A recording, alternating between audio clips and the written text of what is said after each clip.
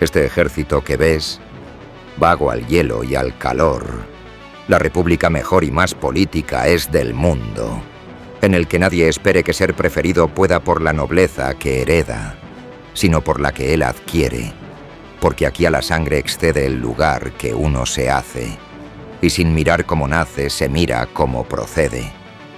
Aquí la necesidad no es infamia, y si es honrado, pobre y desnudo un soldado, tiene mejor cualidad que el más galán y lucido.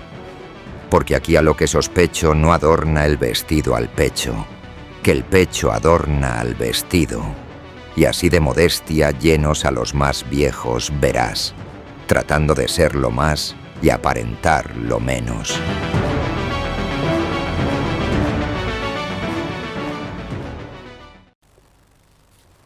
¿Café? Sí, por favor. Gracias. ¿Así? Sí, gracias. ¿Leche? Perfecto. ¿Leche? No, sin leche, gracias. Bueno, ¿qué tal? ¿Cómo has llegado? ¿Lo has encontrado bien el sitio? Lo he encontrado, lo he encontrado. ¿Lo has encontrado? Me ha costado un poco, pero lo he encontrado. Oye, me gustaría saber una cosa antes de hablar de la película y del tema de la justicia militar. Querría saber qué es, te va a parecer una pregunta un poco estúpida, ¿no? O un poco ignorante. ¿Qué es el Consejo de Estado? Porque tú estás en el Consejo de Estado, Sí, ¿no? sí, sí. Yo Entonces, soy letrada del Consejo de Estado. ¿letrada del Consejo de Estado significa abogado o abogada o es algo más ser letrado? A ver, ilústranos un poco qué es eso del Consejo de Estado y qué hace o qué es una letrada del Consejo de Estado. Pues, bueno, no es Que una ¿dónde estás tú, pregunta... Sí, es donde estoy yo. No es una pregunta tan rara, me la hacen mucho. Mucha porque, gente. Sí, a pesar de ser una de las instituciones más antiguas en España, bueno, celebramos nuestro 5º centenario. Creó Carlos V el Consejo de Estado. O sea, el Consejo de Estado lo creó Carlos V. Sí, sí, sí, aunque lógicamente es una institución muy distinta, ¿no?, de la de los Austrias. Sí. Y el Consejo de Estado está en la Constitución, y la Constitución dice que es el supremo órgano consultivo del Gobierno. Ajá. Pero dos cosas sobre el Consejo de Estado. La primera, el Consejo de Estado no es un asesor jurídico del Gobierno, no somos los abogados del Estado, por ejemplo, ¿no? No. Nosotros damos consejo al Gobierno y a sus ministerios, Sí. pero lo damos de una forma independiente. Por tanto, lo primero que hay que saber del Consejo de Estado es que es una institución muy independiente, no dependemos de ningún ministerio. Eso Pero es lo primero. el origen del Consejo, o sea, el origen me dices que es Carlos V, ¿no? Bueno, Carlos I de España, V de Alemania.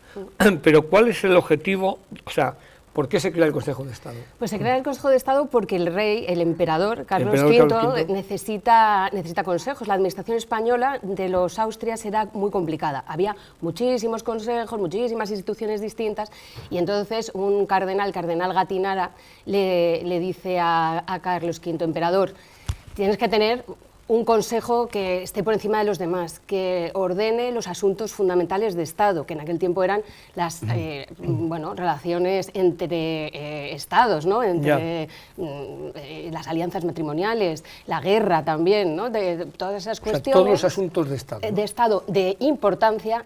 Sí. Pues fueron atribuidos a los consejeros del rey. ¿Y quiénes eran los miembros del Consejo de Estado? Bueno, aquellos en los que el rey de España y emperador en ese momento confiaba. Claro. Eso... Y de ahí surge el Consejo de Estado. Y ahora la segunda pregunta es, ¿qué hace una letrada del Consejo de Estado? Pues una letrada del Consejo de Estado despacha Desde luego, temas jurídicos. Temas jurídicos, por supuesto. O sea, Entonces, las consultas jurídicas que proceden de distintos ministerios. Por ejemplo, en mi caso, pues yo respondo a las consultas que vienen del Ministerio de Defensa y del Ministerio de Industria, por ejemplo. Pero bueno, yo hago un informe, yo respondo, pero después quien lo aprueba es el Consejo de Estado. Yo soy la letrada ponente. La letrada. ¿no? La letrada ponente. Entonces, los informes que luego la Junta o el grupo... El Consejo de Estado, la Comisión Permanente. Que lo integran diversos personas relevantes, ¿no? Entiendo, de nuestro país, deciden, pues a la vista de los informes de la letrada o de los letrados, pues esto, ¿y qué hacen? ¿Dictaminan una normativa? No. Sí, hay algunas cosas que es necesario preguntarle al Consejo de Estado, siempre. Y luego, a partir de ahí, se le puede preguntar. ¿Y quién le pregunta al Consejo? Es que los ministerios. Los ministros. Eso es que yo expreso mi ignorancia. El ministerio te puede preguntar y decir, ¿esto cómo es o cómo es aquello? ¿Y qué es obligatorio, por ejemplo, preguntar? Ya. Bueno, pues una norma que incorpora derecho de la Unión Europea es obligatorio. Una norma que desarrolla una ley es obligatorio. una cuestión de responsabilidad del Estado frente a los ciudadanos que por el funcionamiento del Estado han sufrido un perjuicio. Es obligatorio. ¿Y las normas que hace el Consejo de Estado, o los dictámenes, ¿no? ¿Se llaman dictámenes? Se llaman dictámenes. Dictámenes. ¿Son vinculantes para un ministerio, para el gobierno, o para los ciudadanos, o son orientaciones que dicen, mira, esto es lo que habría que hacer, tú si quieres lo haces? Pues no son vinculantes, no, pero que era lo segundo que quería decir sobre el Consejo de Estado. Pero el Consejo de Estado es que tiene una cosa que es lo contrario de lo que le pasa al capitán de la película. Hablaremos de la película El motín del Kane. Sí. Pues lo contrario que le pasa al capitán de... Ahí vemos una secuencia, sí. Exactamente, lo contrario. El Consejo de Estado no tiene potestas, no tiene imperium, pero tiene autoritas. Al capitán le pasaba lo contrario, él tenía el mando. El autoritas, pero no tiene potestas. Bueno, tenía también potestas, sí. Él tiene potestas, pero que no tiene la autoritas con sus subordinados, ¿no? Bueno, el Consejo de Estado es al revés. Justo al contrario, nosotros emitimos dictámenes que no son vinculantes, pero es verdad que tenemos una cierta autoritas. Claro. Estamos muy alineados con la jurisdicción contenciosa administrativa y si el Consejo de Estado te dice, cuidado, que Europa esto no lo va a ver bien, no lo estás haciendo bien, esta directiva no la estás incorporando, nos hacen caso. Cuidado, que el ciudadano tiene razón, vamos, cuidado que este reglamento es contrario a la ley. Hombre. O sea, tenéis un prestigio, digamos, es decir, una influencia. Sí. Oye, el Consejo de Estado ha dicho esto, no te puede salir mucho de lo que está diciendo, porque si no, ya te han avisado que te está saliendo. Exactamente. O sea, es autoritas, ¿no? Autoritas, no potestas. Muy jurídica. Al revés de lo que le ocurría al capitán. Bueno, y has citado la película de... Nosotros hemos titulado este tema Justicia Militar, que me acuerdo que me decías, bueno, pues que vaya un jurídico militar. Digo, ya, pero es que yo no quiero que venga un jurídico militar, quiero que venga alguien que tenga una visión, militar o no, pero que tenga una visión de la integración de las cosas, y quizá, pues me pareció lo más adecuado, alguien que esté haciendo ese análisis desde el Consejo de Estado, ¿no? Pues le llamamos Justicia Militar. ¿Qué opinión te ha parecido, te ha merecido esta película, El motín del Kane? Bueno, la película primero, yo no la había visto, era la primera vez, y me ha encantado. Y la recomiendo a todo el mundo, y la recomiendo incluso a aquellos a los que no les guste el cine bélico, porque esto no es una película de guerra en absoluto. Creo que no hay ni un tiro. Es que no hay ni un tiro. Unas maniobras por ahí que salen por ahí. Sí, sí. Pero entonces me ha parecido que es una película que se podría proyectar en las facultades de Derecho, en las escuelas de negocios. Creo que se proyecta en algunas facultades de Derecho, sí. Y en las escuelas de negocios también. Habla del líder, del liderazgo, de los subordinados, de la obediencia hasta qué límite. La incitación del micromanagement, si queremos, ¿no? Sí. Porque, ¿no? Entonces, la recomiendo porque todo el mundo le puede encontrar, todo el mundo que vive en una organización, y desde que vives en una familia, vives en una organización, puede disfrutar y encontrar un hilo del que tirar para pensar. Sí. La figura del capitán Quick, que es el actor Humphrey Bogart, que, bueno, aquí vemos los planos, que incluso cómo llega y les dice la manera que tiene el de mandar, que hay 4 maneras, la del reglamento, la de la Marina, la de mi buque y la mía. La mía. Diciendo, la mía es la que aquí impera, ¿no? Pero ¿cómo ves tú la figura de este hombre? ¿Es un buen jefe? ¿Es un mal jefe? ¿Está bien juzgado? En fin, quiero que te mojes un poco. Desde luego la película no es maniquea, es difícil y por eso tan buena, ¿no? Es difícil, y no es maniquea. No es maniquea. Desde luego no es un buen jefe, para mí desde luego no es un buen jefe, eso es evidente, no lo es. Pero bueno, no es el malo de la película, no es el malo de la película, no es un buen jefe, un jefe que echa la culpa a otros de los fallos propios, no es un buen jefe. No es un buen jefe. Un jefe que se dedica al pequeño detalle sobre la dirección y la estrategia y tal, pues no es un buen jefe, evidentemente, ¿no? Es tremendo, ¿no? Es tremendo. Sí. Pero no es el único que hace las cosas mal en la Digamos película. Que es un jefe que consigue los objetivos, pero de alguna manera está siendo un jefe negativo, ese aspecto, ¿no? Que está haciendo que la gente reaccione por el miedo, por el temor. Claro, no tiene autoritas. No tiene la autoridad que le infiere, ¿no? Claro. Y luego, pues, la figura de los oficiales también es muy de destacar, ¿no? Mucho, cada uno tiene, ¿no?, su perfil, sí. Lo suyo, ¿no? Y luego, pues eso, como la figura del el relevo de mando, también se ve el relevo del mando, cómo se va el otro capitán. Que tampoco era un buen jefe.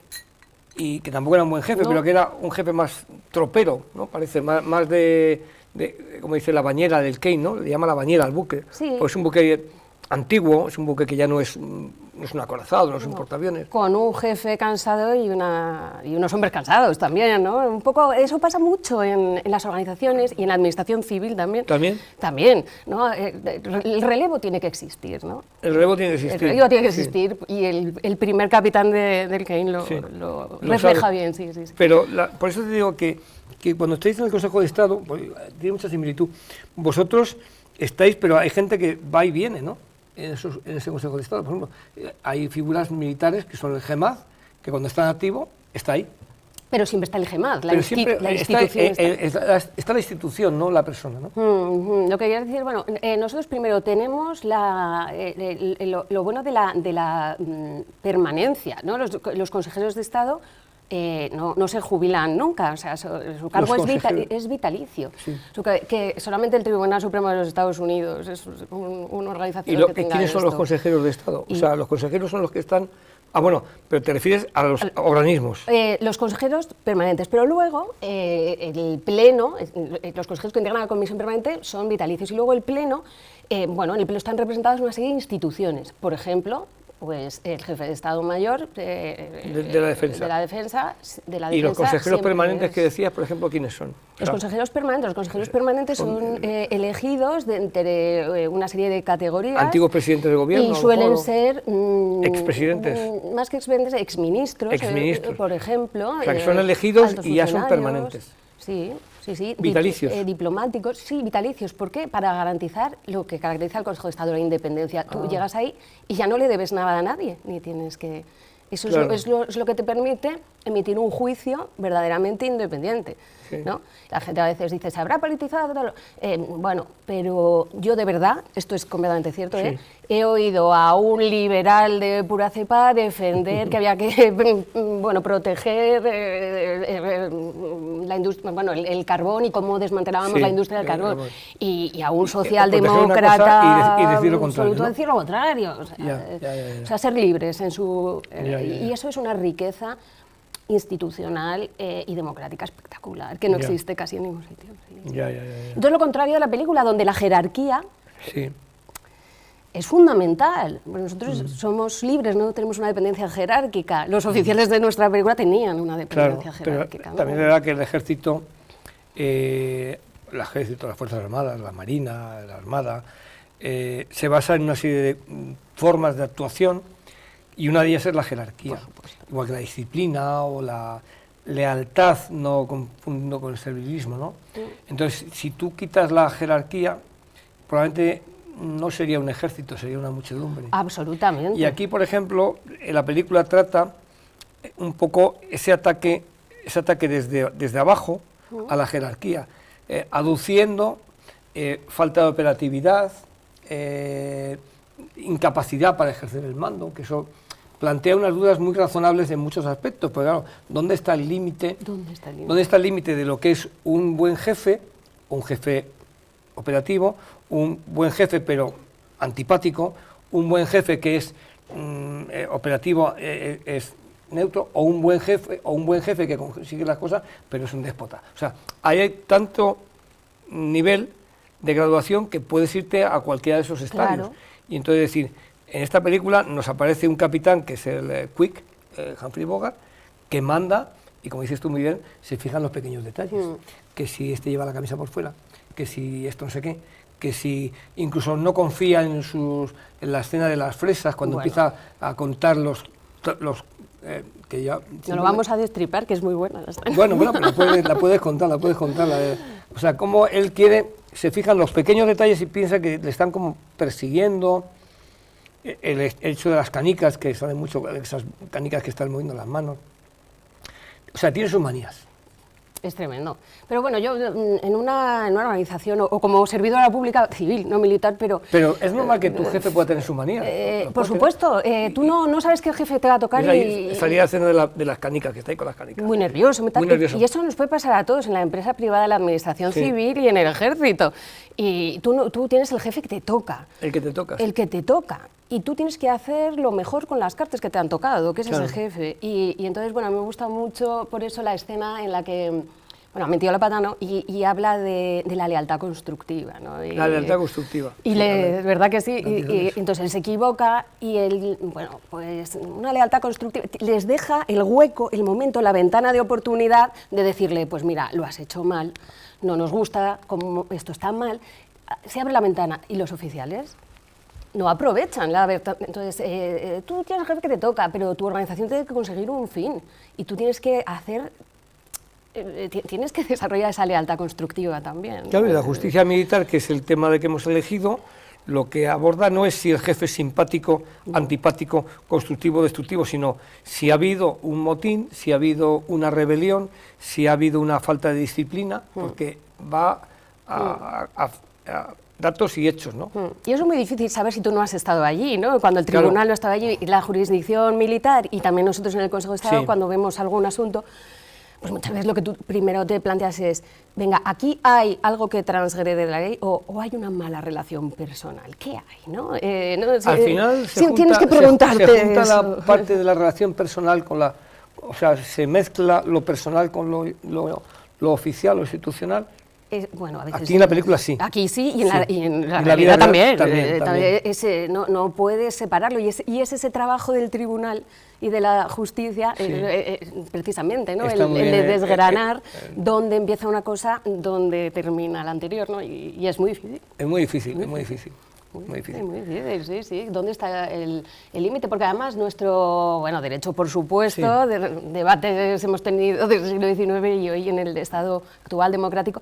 Hombre, pues tenemos claro que la obediencia ciega no existe, ¿no? Ni debe existir.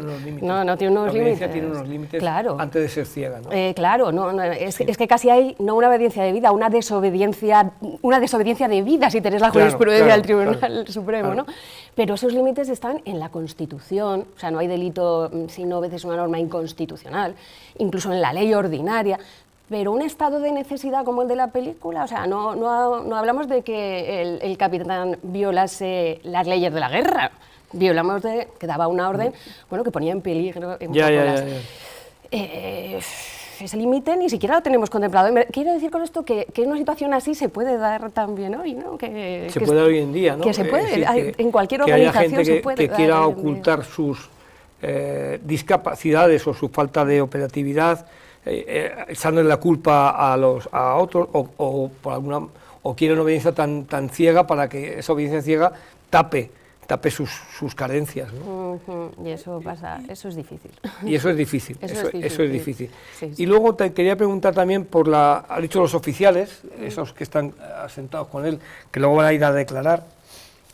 Ahí yo he visto varios tipos de, más que de oficiales, de conductas. Claro, tú como jurista, vosotros no leéis las conductas, o sea, vosotros analizáis las cosas, escribís sus informes, pero ahí hay como tres oficiales muy claros, ¿no? El joven, el que está ya baqueteado, que es el que induce, que es el Frank McMurray, y luego está el segundo oficial, que es Esteban Johnson, el rubio, que es el que se mueve entre esa lealtad y el otro que le está incitando, ¿no? ¿No te parece que están como muy claros los tres estatus o hay alguno más que tú veas ahí? Porque son los tres que aparecen más. Luego está el abogado defensor, claro. El abogado defensor, que es el mejor, para mí es el mejor de la película. Es uno de los mejores, yo claro, con el que más me he identificado un poco. Es con Bogan. Yo me he identificado con el abogado un poco porque claro, muchas veces te toca defender cosas no en las que no crees, pero donde ves que hay dos. Entonces él hace una defensa muy buena y muy brillante, difícil, pero luego, cuando sale de su papel de abogado y se pone en su papel de militar, se da la vuelta y recuerda lo importante que es la jerarquía. Es, bueno, yo he defendido una cosa, y eso le pasa al jurista continuamente, al jurista, ¿no? Al jurista independiente.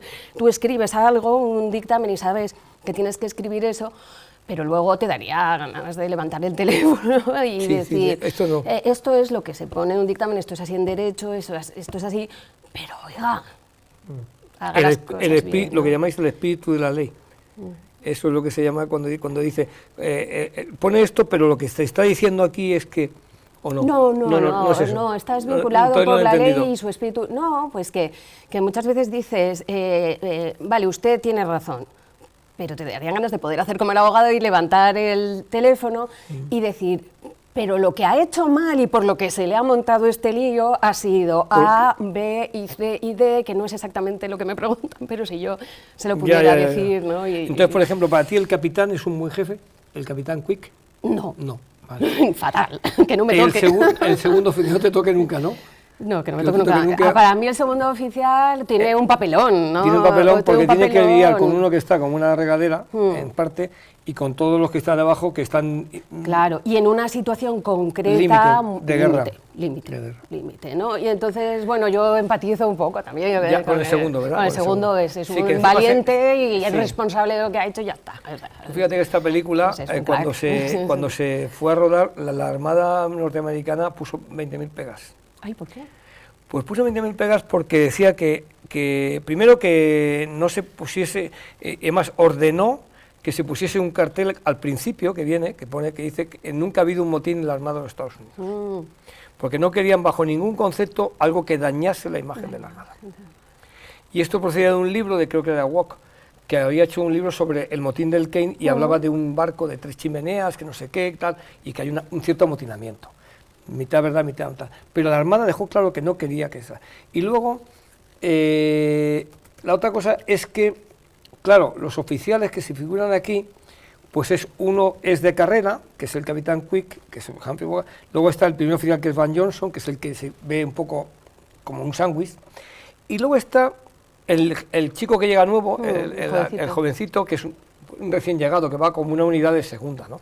Y luego está el escritor, el novelista, que es el inductor, el Freeman Murray. Es terrible. Es terrible. Es el malo de la película. Pero ese es el clásico oficial que no es de carrera.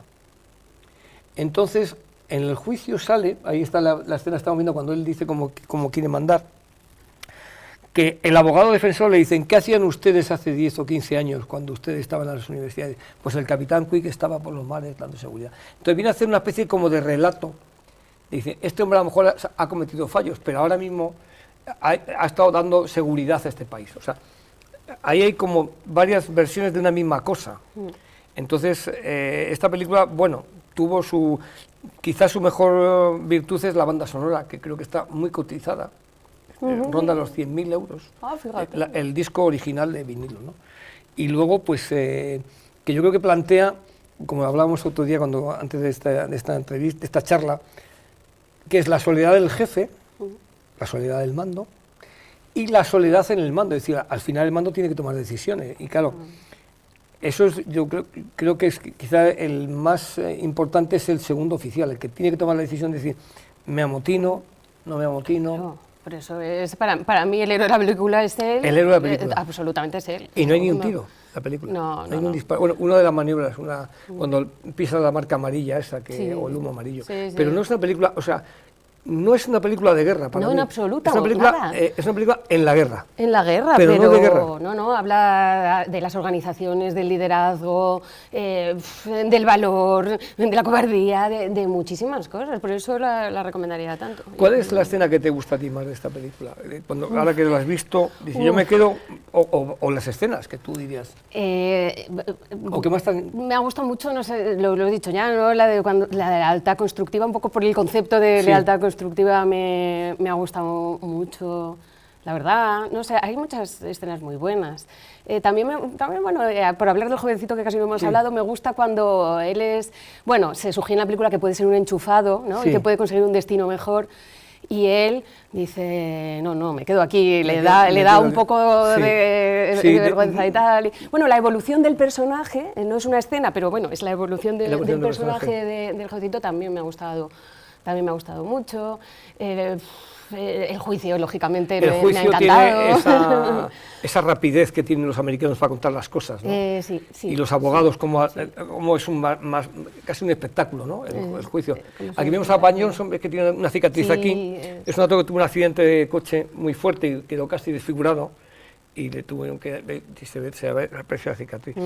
Pero bueno, viendo el juicio hay una cosa que me han sugerido y es bueno la suerte que tenemos de que el Estado de Derecho también evolucione, porque hoy un militar, español, por supuesto, en la Armada,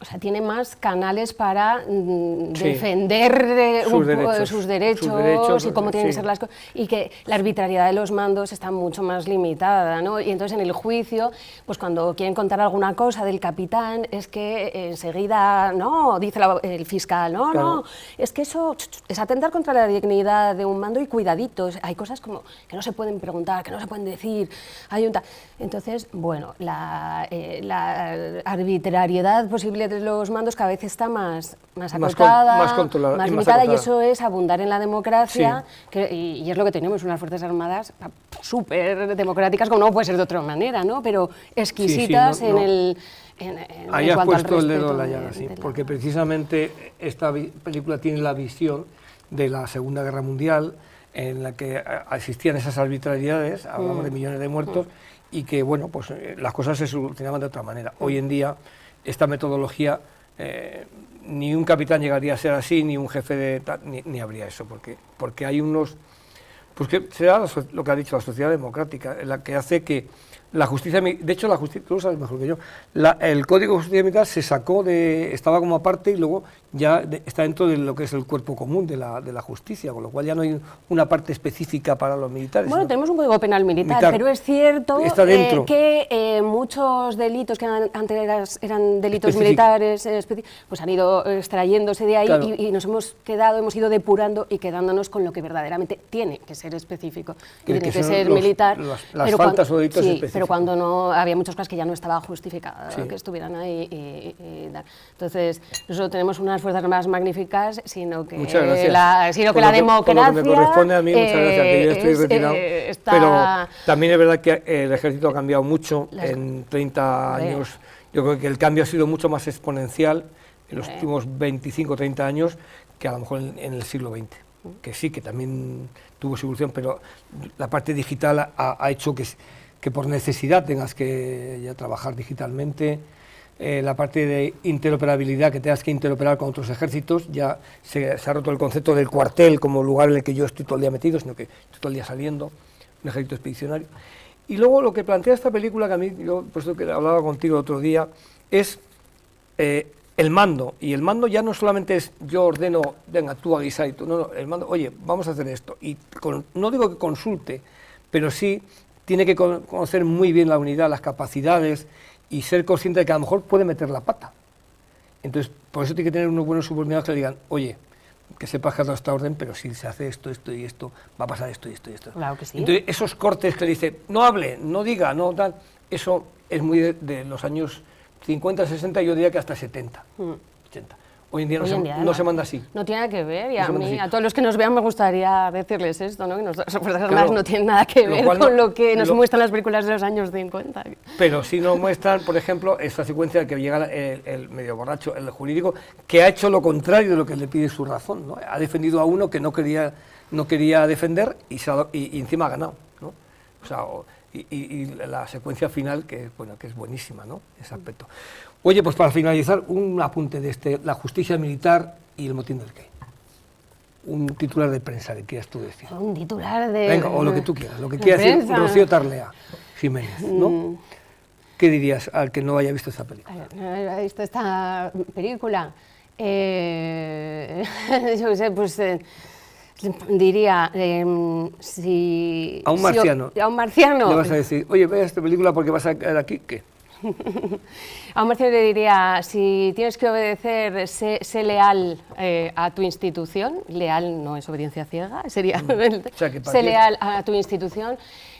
Si tienes que mandar, sé leal a tu institución también. Muy buen apunte, muy buen apunte. Pues yo creo que, o sea, que podría ser un tratado de la obediencia también.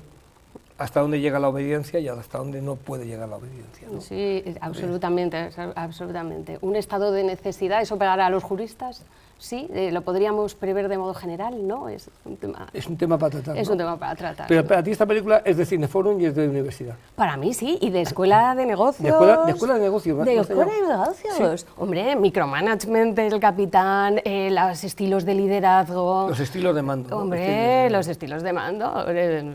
No sé, como también el subordinado quiere un mando fuerte, ¿no? El jovencito, claro. Tal. O sea, quiere alguien que sea con... Claro que sí. Sí. Esto para las organizaciones, en general. Esto, o sea, es una película recomendable. Es recomendable. De la familia a la administración civil, a los militares, a las empresas. Oye, pues me quedo con la idea e intentaremos que vengas otro día y nos hables un poquito más del Consejo de Estado, porque claro eso de que haya empezado con Carlos V me ha dejado anonadado. Claro. 500 años. Tradición y modernidad, lo tenemos... Tradición y modernidad, muy buena frase. De verdad, ¿eh? Es vuestro mantra, ¿no? Sí, Tradición somos capaces de, bueno, dictaminar en un asunto puntero de telecomunicaciones con una idea que era, pues yo qué sé, de derecho romano. O sea, Sí. Oye, Rocío, pues muchísimas gracias por estar con nosotros y pues que hayas disfrutado. Y bueno, ¿vuelves al Consejo de Estado o ya...? ¿A dónde vas? No, ahora voy al CSD. Al CSD, pues venga. Ahora voy al CSD. Al Centro Superior de Estudio de la Defensa Nacional. Sí. Pues, oye, muchas gracias de verdad por seguir con el programa. Muchas gracias estupendo. A ti por estar con nosotros y gracias, José Manuel. Saludos al CSD. Gracias. Claro que sí. Aquí la más principal hazaña es obedecer. Y el modo como ha de ser es ni pedir ni rehusar. Aquí, en fin, la cortesía, el buen trato, la verdad, la firmeza, la lealtad, el honor, la bizarría, el crédito, la opinión, la constancia, la paciencia, la humildad y la obediencia, fama, honor y vida son. Caudal de pobres soldados que en buena o mala fortuna, la milicia no es más que una religión de hombres honrados.